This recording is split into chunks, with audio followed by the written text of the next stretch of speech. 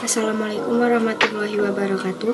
Perkenalkan, nama saya Najma Fathia Nailatullah, kelas 10 IPA 1. Di sini saya akan mempresentasikan materi sejarah kebudayaan Islam tentang Futuh Makkah. Selamat menyaksikan. Futuh Makkah. A. Sebab-sebab terjadinya Futuh Makkah. Tidak lama setelah perjanjian Hudaybiyah, suku Bani Bakar menyatakan diri kesediaannya kepada kafir Quraisy dan suku Huja'ah untuk bergabung dengan kaum muslimin di Madinah. 2 tahun setelah itu, suku Bani Bakar dibantu kafir Quraisy melakukan serangan dan pembantaian kepada suku Huja'ah. Peristiwa ini jelas menandai perjanjian yang telah disepakati bersama. Untuk itu, sekitar 40 orang perwakilan suku Huja'ah mengadukan peristiwa tersebut kepada Rasulullah SAW dan meminta bantuan pasukan untuk menyerang Bani Bakar. Tetapi permohonan ini tidak begitu saja disetujui oleh Rasulullah SAW dan meminta mereka menunggu saat yang tepat untuk menyelesaikan persoalan tersebut.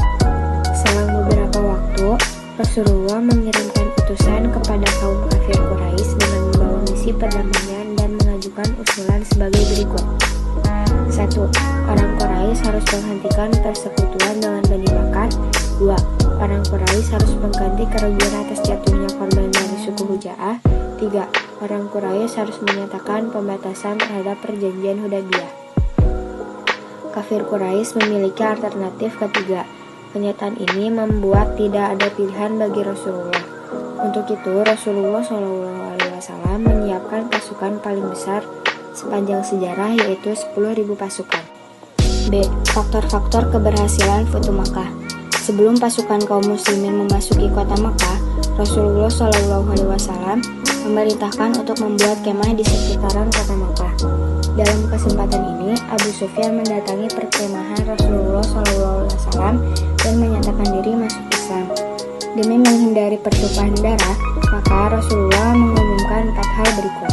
1. Siapa yang memasuki rumah Abu Sufyan, maka dia akan memperoleh keamanan. 2. Siapa yang memasuki lingkungan Ka'bah, maka dia akan memperoleh keamanan. 3. Siapa yang memasuki masjid, maka dia aman. 4. Dan siapa yang tinggal di rumahnya, menutup pintunya, maka dia akan mendapatkan keamanan. Ketika itu, di sekeliling Ka'bah ada 360 buah patung berhala.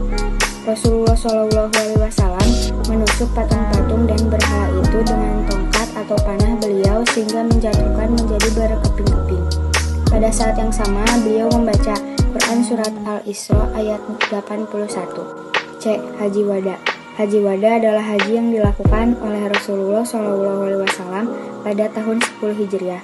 Rasulullah bermaksud menunjukkan kepada kaum muslimin bagaimana berhaji yang sebenarnya, sesuai yang diajarkan oleh Allah Subhanahu wa Ta'ala kepada Nabi Ibrahim alaihissalam, yang disyariatkan pula kepada Rasulullah dan umat Islam yang mampu melaksanakannya. Pada hari Sabtu tanggal 25 Zulkaidah tahun 10 Hijriah, setelah sholat zuhur, Rasulullah SAW bersama rombongan berangkat menuju Zil Al-Hulaifah, mikat penduduk Madinah. Pada hari ke-8 bulan Zulhijjah, yaitu bertepatan dengan hari Tarwiyah, beliau berangkat menuju Mina dan sholat 5 waktu di sana. Pada paginya, beliau melanjutkan perjalanan hingga sampai di Arafah dan menentukan tanda tidak terpasang di Madinah. Sekian presentasi dari saya, semoga bermanfaat. Mohon maaf bila ada kesalahan. Wassalamualaikum warahmatullahi wabarakatuh.